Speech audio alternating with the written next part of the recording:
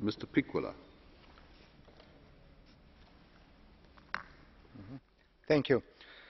Podržavajući izvješće o prehrambenoj krizi i prijevarama u prehrambenom lancu i njegovoj kontroli, ističem činjenicu kako je povjerenje potrošača osobito narušeno nakon skandala s konjskim mesom. To povjerenje potrebno je obnavljati konzistentnim mjerama.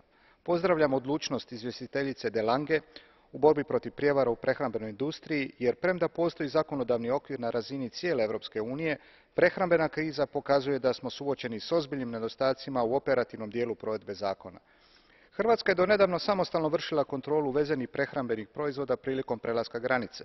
Danas je hrvatsko tržište, kao dio jedinstvenog tržišta, otvoreno prema proizvodima iz svih dijelova Europske unije, pa postoji mogućnost da se iznevjeri povjerenje hrvatskih potrošača. Proizvodi poput ribe, maslinovog ulja i mlijeka na popisu su proizvoda sa visokim rizikom od prijevara u industriji.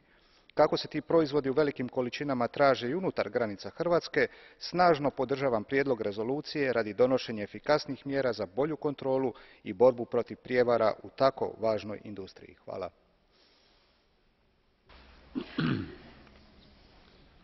Thank you. Mrs. Tomasic. Prevare u prehrambenom lancu problem su s kojim se moramo oštro obračunati. Osim što ruši ugled cjelokupnom poljoprivredno prehrambenom sektoru i izaziva rast nepovjerenja u zajedničko tržište, ova je vrsta kriminala opasna i za zdravlje građana.